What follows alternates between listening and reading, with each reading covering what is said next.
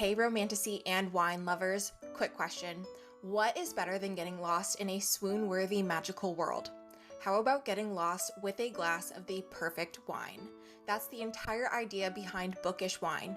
They're a quarterly subscription box dedicated to the glorious genre of romantasy that we all love, and we are obsessed. Every 3 months, you get a beautiful special edition romantasy book and a custom crafted bottle of wine that is made and labeled to match the world and the theme of the featured book.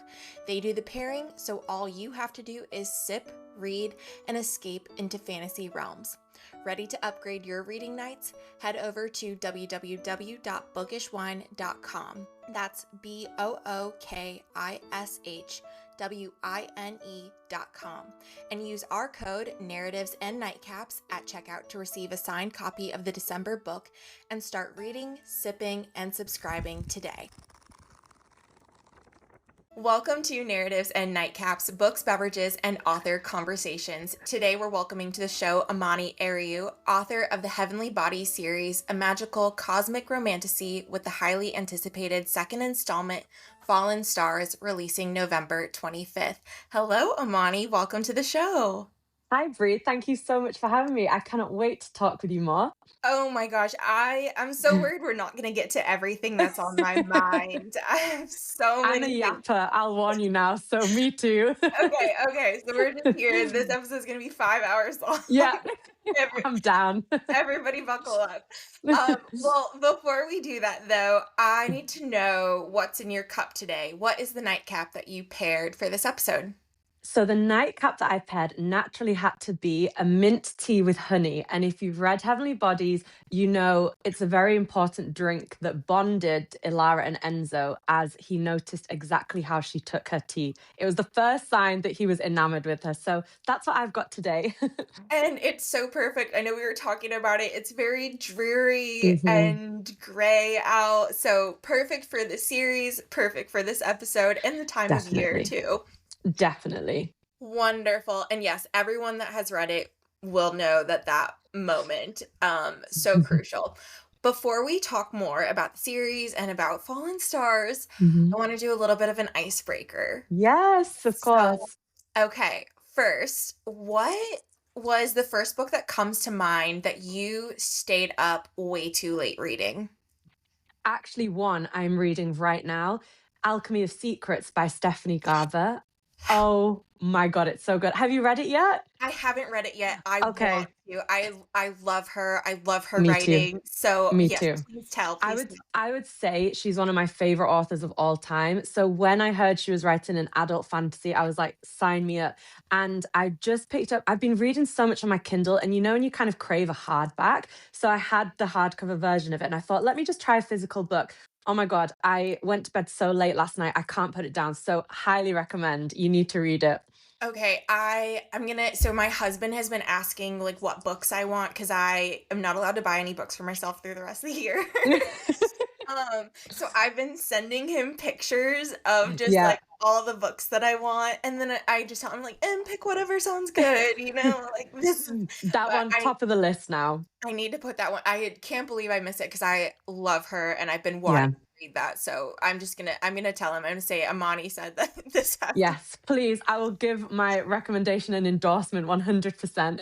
perfect.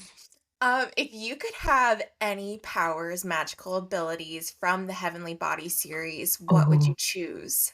I always say I would love to dream walk like a Lara. Oh, is that what you would do too? I Yes. just think there's something so fantastical about it.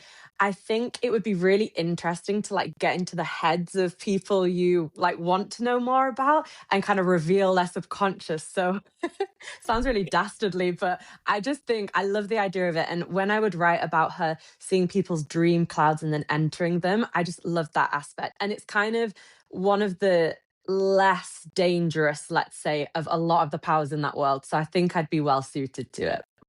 I completely agree. I was thinking about that as I was trying to figure out what I wanted to ask you. I was Mm, like, what would I choose? And I'm right there with you. I don't know if that says something else about us, yeah. but I I was agree. going to say that we're very nosy. We want to know everything that's going on with other people. I want to know what you're dreaming about. Yeah. I want to know your deepest subconscious terrors. Okay, but to your point, it is like the Mm, less sinister, less definitely. dangerous aspect. Yeah. So, there's like Mm. both sides. Yeah, for sure. Are you more of a morning or evening writer when you're writing? Definitely morning. It's quite annoying because at the moment I feel like I'm being a real night owl, but I always say that naturally at heart I'm such an early bird. So all my best inspiration comes in the morning. And even though at the moment I'm writing at night, I feel like all my best work comes at the beginning of the day. So I'm kind of trying to get back to that. I used to have a little routine where I would always go for a long walk with my headphones in first thing in the morning, and it would just get the creative juices flowing, and then I'd sit and write and it was just perfect. So I'm trying to kind of get back into that routine now. That sounds magical and so nice. I'm right there with you. I'm very much an early bird, so this worked Yeah. out well for me with our timing Yeah. wise Yeah, because I was up. definitely. Because oh my gosh, it's so early where you are, isn't it? So it's not that bad, and I'm always up so early. Like my husband makes fun of me because I even if I try to sleep in, I like physically You can't do can't. it. Yeah. So it all worked out well, and like I'm Yeah. dog sitting, so I had to go pick up the dog early this morning, so it was Oh, totally good. gorgeous. Love it. What drink would you say captures your like current creative mood? Oh, I think it would have to be like a dark, smoky bourbon. Ooh. The book that I'm writing at the moment is very dark, very gothic, very like sexy villain energy. It's the third in the series. So because I'm like so involved in that at the moment, that's the kind of drink I can envision for it. Okay, I love that. You'll have to come back for book 3 and we can For revisit sure. we can Yes. revisit that. In the spirit of kind of the holiday season, do Mhm. you have a favorite holiday tradition? So I have one holiday tradition I love. It actually comes just after Christmas and it's so simple. And I was actually laughing about it the other day because it's something technically we could do any time of year. But me and my mum have just created this tradition now where a few days after Christmas, there's this huge kind of shopping mall, let's say, quite near to me. And all the Christmas decorations are 50% off then. So we'll have like a proper day out. Go and get the decorations for next year all at discount, and they have like the best food hall and a proper farm shop, and we'll get like cheeses and crackers and breads and wine, and then we make like a full day and the night of it and like go back home and have a wine and cheese night. And that every year, it's so funny. I look forward to that more than anything else. It's like our girls day and we have such a good time. That sounds amazing. Oh, Mm, that's so cool. That's so it's special cute. too. I bet your mom Yeah. looks forward to it as well. Yeah, she does. And it's something like no one, I've got a younger sister and she's like never been super bothered about it. So it's just, I always joke, I'm like, the older you get, the more you'll understand what a good day out that is. Just half of Christmas decorations, wine and cheese, perfection. I mean, you might have inspired me for like what Yeah. I need to do. What more do you want, Brie, in life? Sounds perfect. It sounds ideal. Like discounted Yeah. wine, cheese. It sounds Yeah. perfect. Which of your characters would be the most chaotic at a holiday party? Oh my God. I would say either Adrian from Fallen Stars. We've met him in Heavenly Bodies as well, and we meet him a lot more in Fallen Stars. He would be chaotic, but a bit of a black sheep would be Leo, because he's this really kind of staunch commander general. But when he has a little bit to drink, he's life and soul of the party. So I would say those two would be a riot. I love it. Yes. Oh, I wish that were real. I wish we could I actually have know. it. Okay, so speaking of characters, book Mhm. 2 has readers buzzing. I'm obsessed. But Thank first, you. for listeners who may be new to the series, who Mhm. haven't had a chance yet to even dip into Heavenly Bodies, can you quickly describe the first book? Yes, of course. So the first book, it's set in a world ruled by 12 gods known as stars, and they're inspired by the zodiac. Now, like most gods, they can be quite cruel and capricious and very meddlesome. And we open with our protagonist, Alara, who is on the run. She's been told a prophecy that she's going to fall for the king of stars and it's going to kill them both.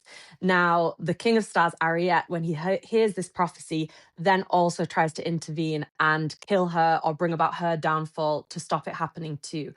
And she runs straight into the arms of the enemy prince of her enemy kingdom, where they also have their own agenda to try and bring down these gods. So he almost makes an alliance with her and says, if you stay with me, I will train you to become a weapon to kill the stars. So that's just the very beginning. Cue lots of angsty training scenes, tons of tension, yearning, and so much more. Lots of twists and turns. Absolutely. Oh, it's so good. Before we connected, before Penguin Random House Canada Mhm. like reached out and everything, I have to tell you that a couple of months ago I was with some friends. We were actually like all going to a surprise engagement for another close friend. Okay. And one of the girls there, we were sitting down at one point. She was like, okay, like podcast, I need to know what you're reading. What are you talking Mhm. about? What's going on and all of this. Mhm.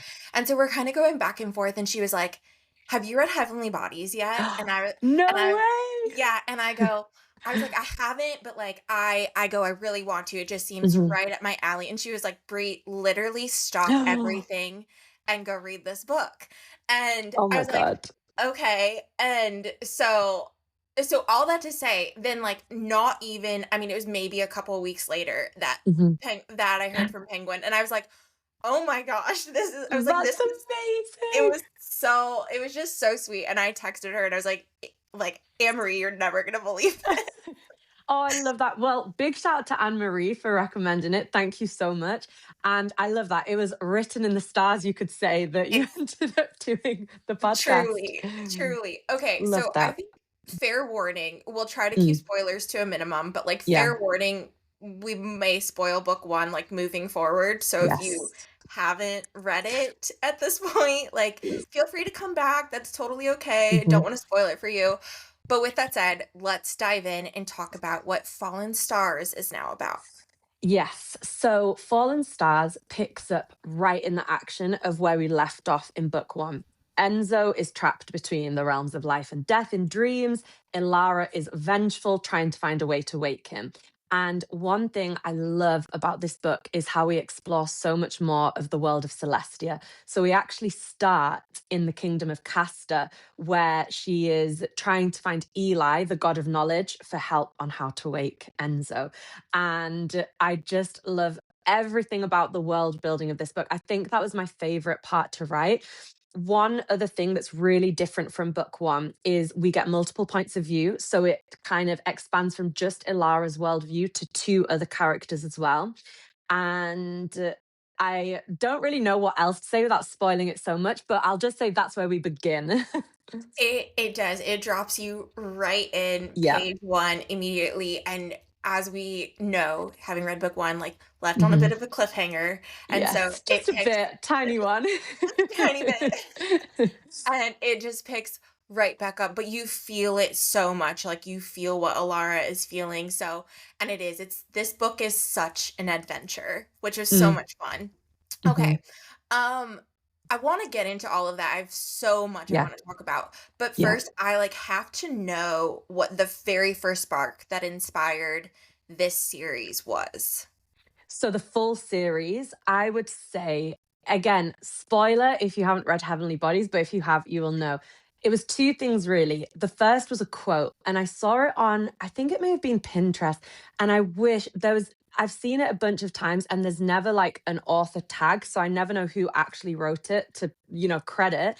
But it says, tell me a story about how the sun loved the moon so much he died each night so that she could breathe. And that just, my mind just went, I need to write a love story about the sun and the moon. And from there, everything grew. The world came from there, the idea of the stars being the zodiac. Because I'm so into astrology, everything began to link how the sun and moon kind of rule above it as celestial objects. And then, of course, you've got all the different signs that are split into different elements. So, like ruled by water, or ruled by earth, or ruled by air or fire. And so everything started to interconnect when I then began building this world. But the starting point was just knowing, how has no one written a love story about the sun and the moon? And I'm going to. So that I would say was the first dose of inspiration. And then the second, I was really immersed in Greek mythology retellings at the time. I love them so much. And mythology in general, but one thing I adored was that even to this day, we're fascinated by these tales of gods and goddesses and celestial beings and elements. And within these mythologies, you would see humans telling these stories, they would look at the world around them. They would look at like the sky and the ocean and make up a love story that they were actually the mother and father of these gods and came together and created, like the Olympians or whatever it may be. And so for me, I was so fascinated with how they did that. And I thought, I want to look at the world around me and create my own mythology about it and stories about like how we are where we are now, my own sort of creation myth, let's say. And they're the two main points of inspiration. That's really beautiful, not to sound cheesy, but, like, so beautiful and absolutely incredible. Thank you.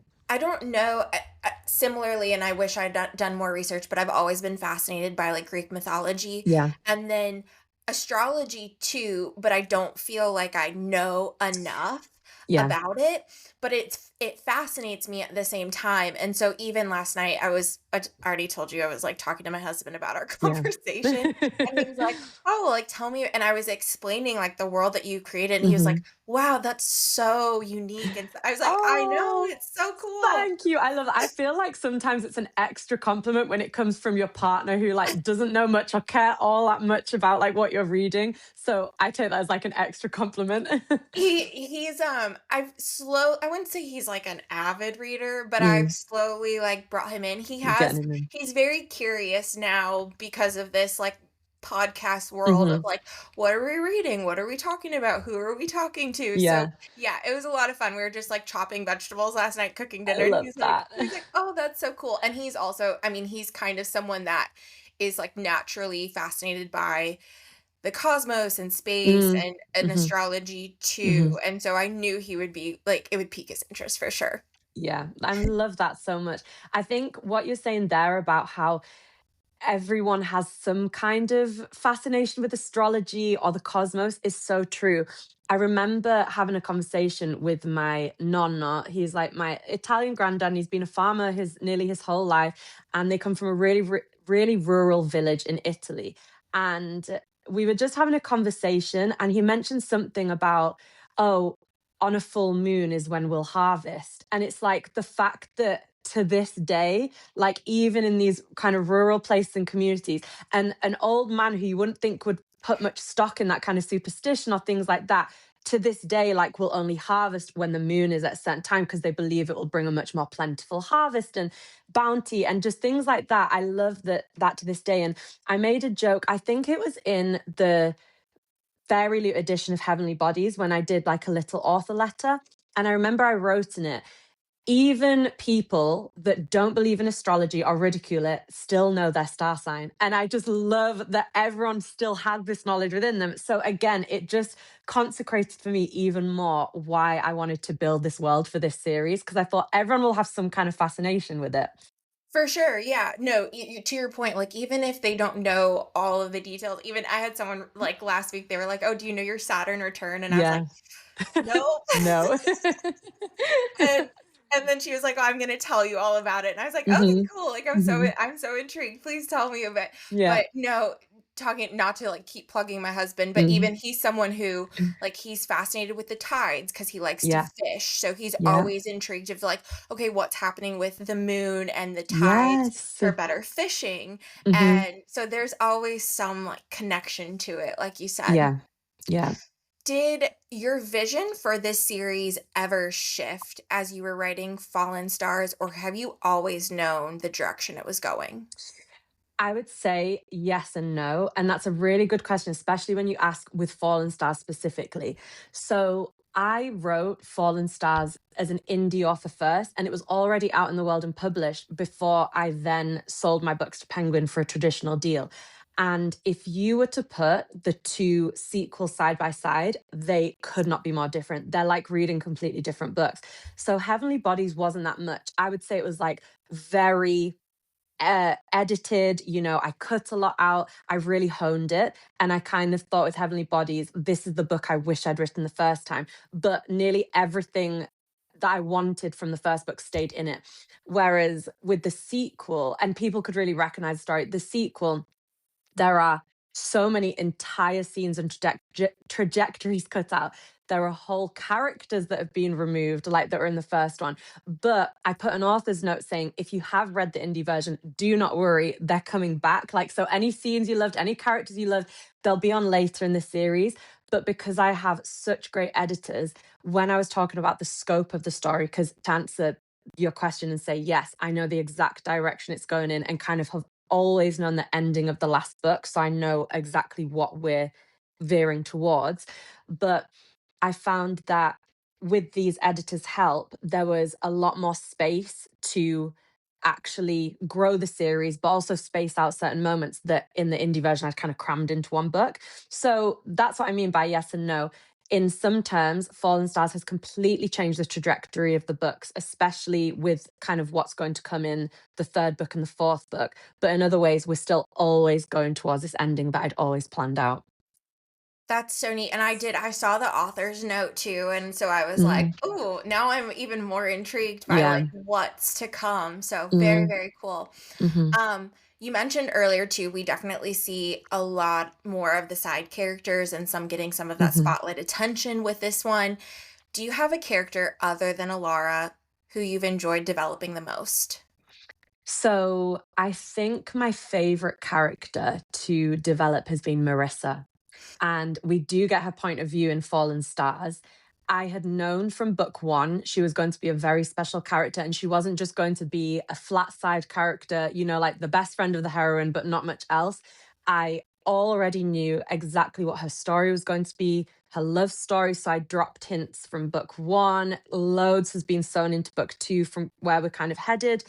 And she just screamed out to me. There's some characters I feel like as an author that sometimes you even kind of try to ignore and you're like trying to focus on the main character and they're just so loud. Another one who surprisingly is really like that for me is Eli. And in this book, again, we get a lot more of his character. He's a lot more present. He helps the gang a lot more. But considering he doesn't have a point of view in this book, he's another one that I cannot ignore. And he's going to be getting all of his own story as well, which I love, and his own plot lines. And I've kind of been dangling all these threads that I know I'm going to tie up. So hopefully you guys pick up on that in Fallen Stars a bit as well. Yeah. I mean, I think I have because the two of them I'm so fascinated by. Hmm. At the same time, I'm like, oh, I want more, I want more. Yeah. And especially Marissa at the end there, like, I won't say anything because I don't want to spoil Hmm. it, but Hmm. oh my goodness. Yes. The amount of messages I have had for people finishing being like, I need her book three story now. Because everyone can kind of guess at least that there's going to be a lot more of Marissa in book three. So I'm so happy to like, she's my baby. Like I always say, I feel like she's my soul character. Ilara was so healing for me to write and she gave me a lot of strength. But I always say I don't feel like I identify with her too much. I feel like she's way stronger than me. She's way more badass than me. I'm really soft, and I feel like Marissa's a lot more like that. Tries to see the world through rose tinted glasses and is often, you know, kind, even if it's to a detriment and things like that. And so I cannot wait to dig into her character more in the third book too. But I'm glad we all got a peek in book two as well of her more. Absolutely, yes. I'm so fortunate to have like been able to read this, but as I was saying last night when I was maybe capping the conversation with my husband, I was like, Mhm. and now I have to wait. Yeah, a whole year. I know, I know. It'll be worth it, I It's okay. promise. It's okay. Like I'm not at all upset about it. I'm just so excited. Oh, thank you. Are there any scenes or moments from Fallen Stars this version that were Mm. either like particularly difficult, surprising, or exhilarating to write? There's a huge battle, I'm sure you know what I mean, at the seas. And that was both difficult, but also exhilarating to write. I find that, and I think a lot of authors get this as well, with action scenes, there is so much going on that they were the scenes I had to revisit the most because you've got to get all of the emotional beats. But at the same time, physically, you're like, where's this character? Where's that character? You can't just like let them all kind of hang like puppets in the background. So I was there like, okay, he needs to be moving and doing this. She needs to be doing this. And then I also had to juggle points of view because it had to be in a way where we get Alara's, but then if we get another point of view to see what's happening, they have to be not together, if that makes sense. So, like, placing them for the different points of view. So that took quite a lot of mastery, let's say, to get all of my ducks in a row. But it ended up being one of my favorite scenes for sure. And then I think the ending was also the most exhilarating for me, because when all the threads start to tie and all the foreshadowing starts to pull together, like, I was just so excited to envision how readers would feel when all the links are made throughout book one and then book two as well for the ending. I've always imagined that if I were to write a book, the action and like battle scenes would be the Mhm. hardest. 100%. Definitely. Yeah. And of course, like, I am not an experienced warrior. So the amount I had to Google to like know, is this realistic? Would this happen? Yeah. So much research on it too. I You have wonderful playlists on your website for both book 1 and book 2, which Yeah. I love. I know Megan, my co-host, she loves it when there's a playlist. Can you give hmm us a sneak peek as to, like, if you picked 1 for Fallen hmm Stars, which would it be? Okay, the song I would pick for Fallen Stars, and it has just been on repeat when I was writing it. It's by quite a indie or kind of obscure artist, I would say. I'd never really heard of him until it came up. And the song's called Pirate Song, and it's by Mero, spelled Mehro. And he's singing to like a mystic creature as though he's the pirate saying, "Come to me." And such a storyline in Fallen Stars, because, guys, we don't just carry on with Elara and Enzo's love story, we have other romances too. So, because of that, I envision this almost like lullaby quality to this sort of maritime romance in the song, which happens in my book too. So, I love that book. It's kind of like dark, enchanting. I'd recommend anyone goes and listens to that song. That's so perfect for this one and the Mhm. adventure that these characters really go on. Um, let's see. You talked a little bit about like your initial world building and everything, but Mhm. then as we know, this book totally expands like you were Yeah. saying. So, what can you take me like behind the scenes of what that really looks like when especially as you were evolving book 2? Mhm.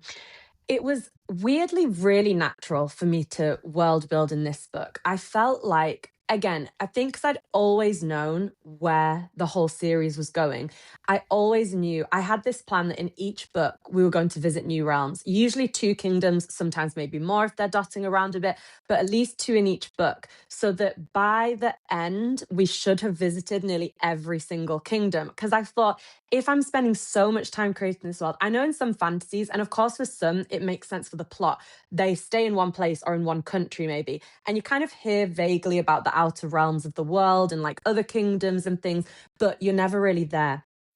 I quite biasly love my world so much. I always say I would want to escape to it. And I think because it's quite fairy tale like and fantastical, and yes, terrible things are happening within it, but also it's not the scariest of worlds. Like, when you get a dystopia, and obviously you would never want to live in that world. Whereas I tried to make mine something people may want to escape to. So my idea was, in every book we'll visit other kingdoms. So for Fallen Stars, I knew exactly where I was going to go.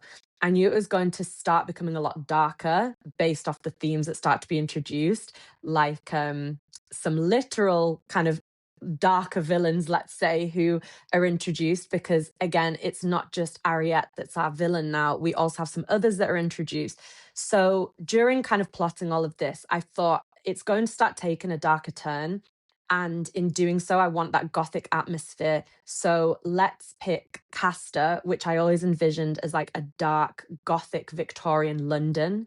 And then let's pick Altaloon, which I envision as this sort of daydreamy healing kingdom as we kind of try to go towards the light and have a bit of healing in this novel when Ilara has to begin her journey with it. So expanding the world for me, it felt natural. And then because it's a 5 book series, I also have to be conscious about Ilara's whole arc, but also making sure that people aren't bored. So instead of just her point of view, so many others started chirping in my head. And I knew that I had to do the other side characters justice to make everything tie up by the end. So to answer in a very long way, that's kind of how the world expanded. No, it's such a fascinating way, but now I'm so intrigued. So if you could only go to one realm, where Mm. would you go?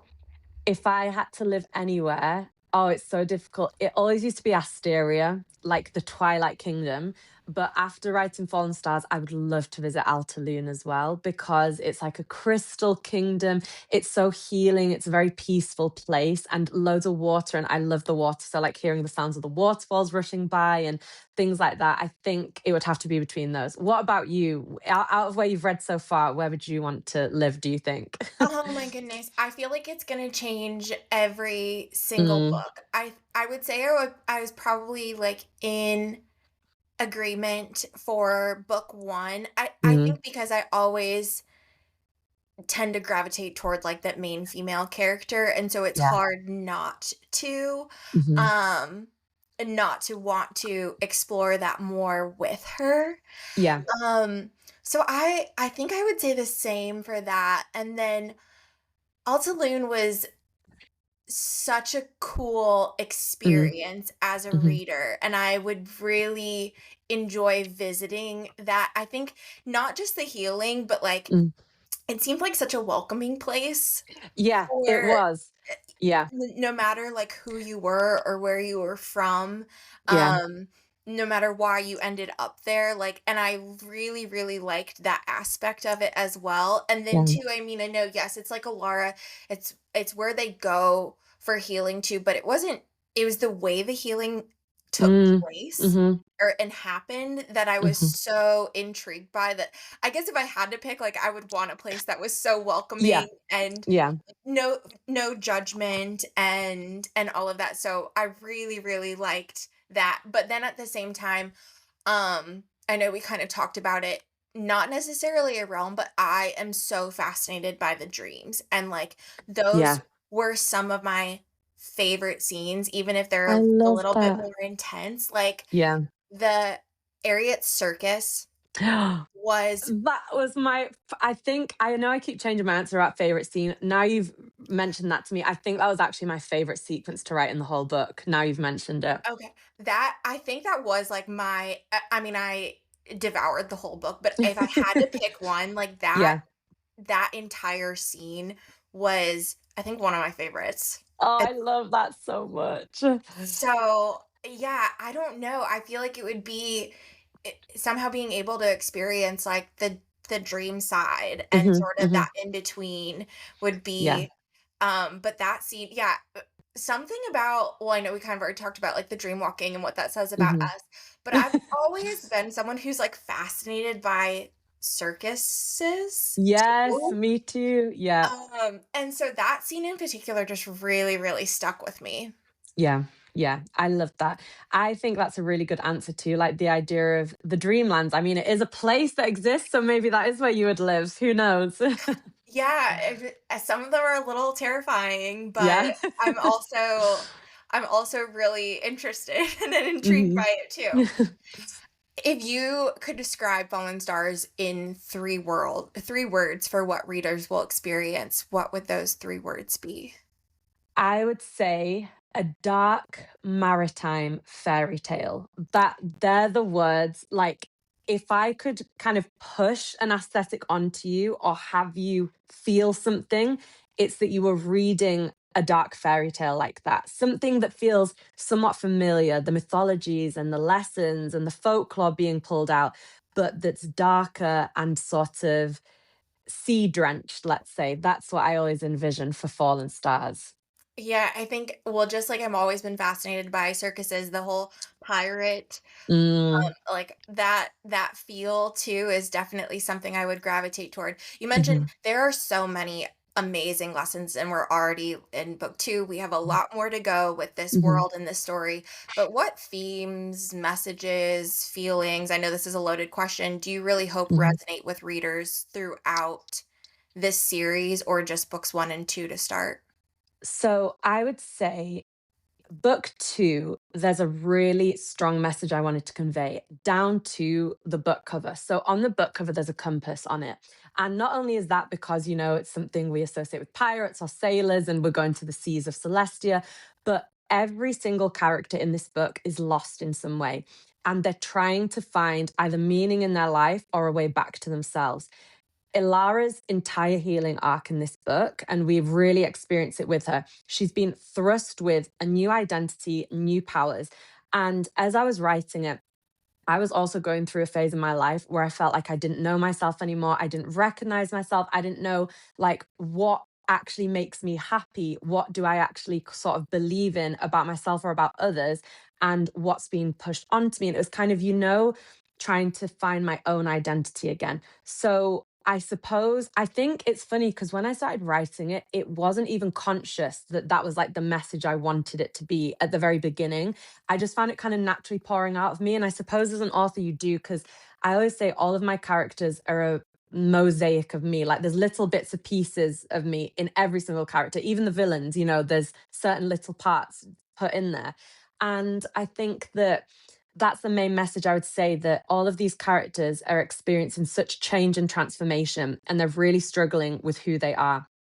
And by the end of the book, there's a lot of concentration upon self acceptance. And even the fact that if you don't know the ending to your story, or you don't even know yourself that well anymore, just trust that you'll wind up somewhere safe at sea. Like you can go with the flow of the journey and find yourself again along the way. So I suppose anyone feeling lost or feeling a bit kind of disassociated with themselves, you will find yourself again in your passions, and you might be on a bit of a dark night of the soul, but as long as you're kind to yourself and trusting of yourself, you'll find yourself again.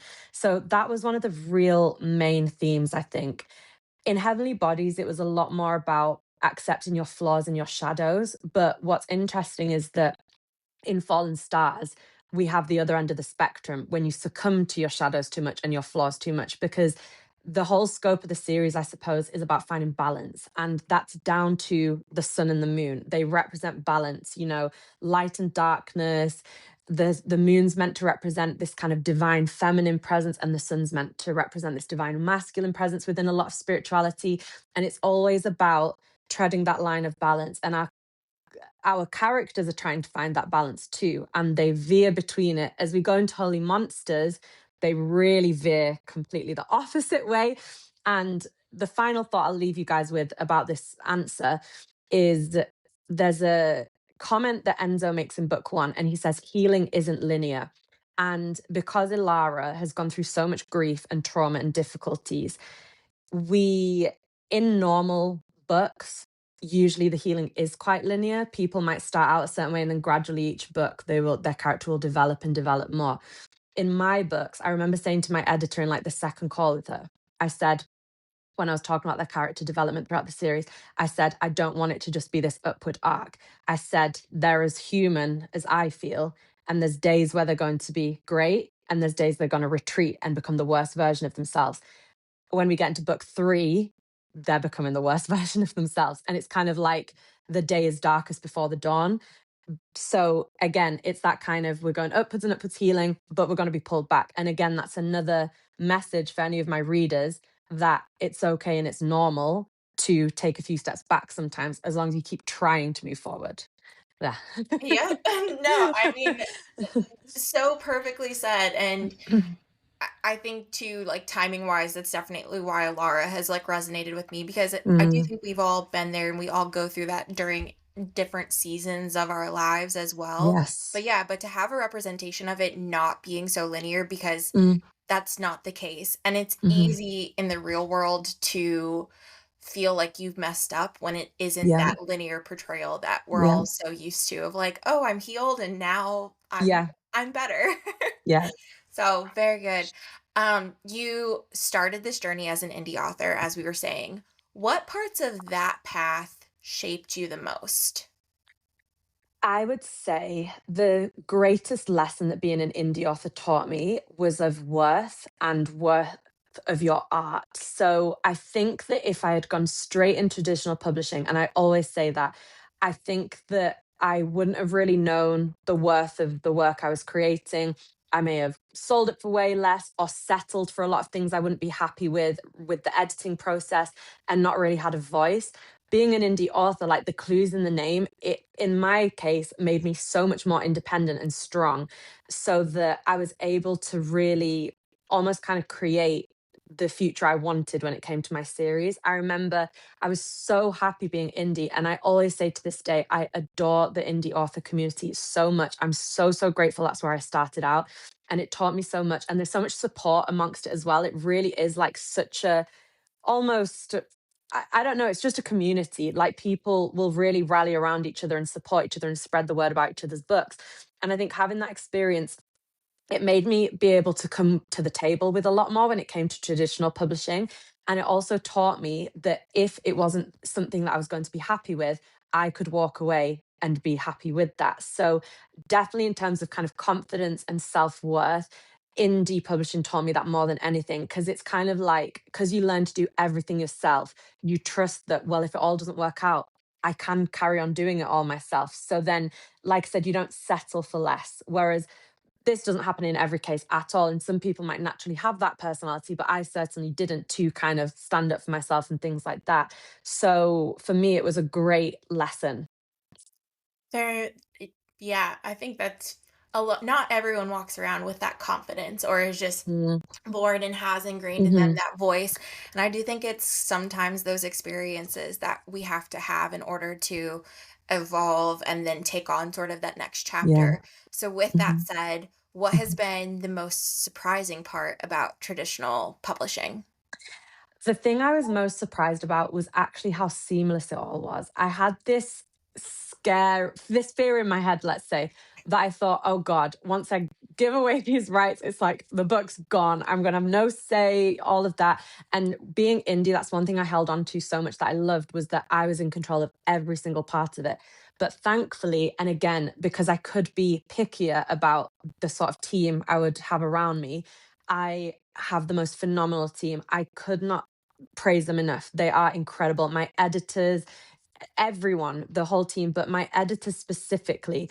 I remember having a call with my UK editor, Vicky, and I just knew from the call, she understands this book. She sees my vision and where it's going. And I've always said it's always felt like such a collaborative effort, which I felt so grateful for. It hasn't been like, you must make this, and this change. It's been, we've spoken about it, come up with exactly how to make the book better. And it's just been invaluable advice. And I will take that with me throughout life, like all of this advice and this guidance. So I've been really lucky. And like I said, what surprised me most is how seamless the journey's been from indie to trad. I didn't expect it to just be so easy. That's no, that's so amazing to hear, and hopefully too is like a really great takeaway because with this show, and not just our show, but in general, I Mhm. feel like the book community is really breaking the stigma of indie publishing, but then there's Yes. also some stigmas that come with traditional publishing too So that I think true. people Mhm. are a little bit scared of or Yeah. apprehensive about. And so it's one thing I've just loved is like how this is exposed that both paths like have so many amazing, amazing things. And that's Yeah. so incredible to hear about your experience too.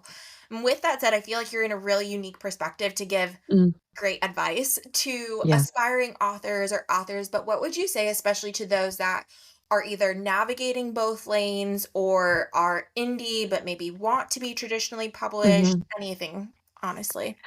I would say the main piece of advice I will give writers that I learnt myself. I think someone either may have said it to me in passing or I saw it somewhere, but it always stuck with me. And I've experienced it myself. Write for yourself first.